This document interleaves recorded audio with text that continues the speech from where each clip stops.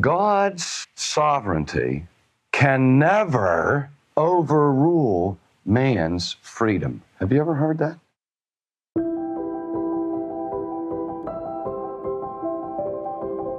If that is true, then who is sovereign?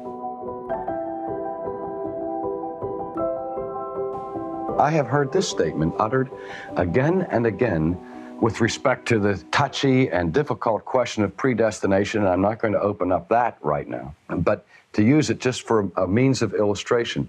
When people debate that very, very difficult, excruciatingly painful concept of predestination, so often people will make statements like this, that God's sovereignty can never overrule man's freedom. Have you ever heard that? Maybe you've even said it. Okay?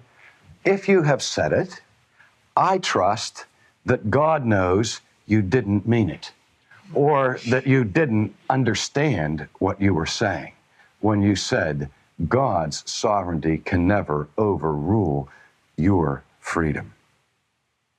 Because if that is true, then who is sovereign? You are. And if you really believe that, you are no Christian. I mean, it's not just a theological error. If you really understand what you're saying and really believe what you're saying and understand, I'm not saying that if you say it, you're not a Christian. I'm saying if you understand the implications of what you're saying and still insist on it, you are no Christian. Because you have never submitted to the authority either of God or of Jesus Christ. You are still in a posture of cosmic treason and rebellion against your Creator if you think for 1 second that your will controls or limits the will of God. A sovereign God exercises sovereignty over all of His creation. And the better way to say it is, man has free will, yes. We're certainly not denying that man has free will, God forbid. And God has free will. God is free and man is free. But the better way to say it is this, that man's free will never overcomes or limits God's free will. Because God is sovereign and we are not. So I ask you to think about the implications of this concept.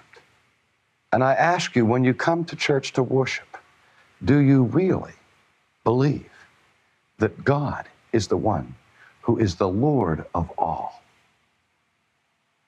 If you believe that, then you're on your face, never making demands to God, only making requests, because you recognize that it is He who has made you and not you yourself. Thank you for listening. Ultimately with R.C. Sproul is just one of many podcasts produced by Ligonier Ministries. Check the show notes to find others you might enjoy, or search for Ligonier Ministries in your favorite podcast app.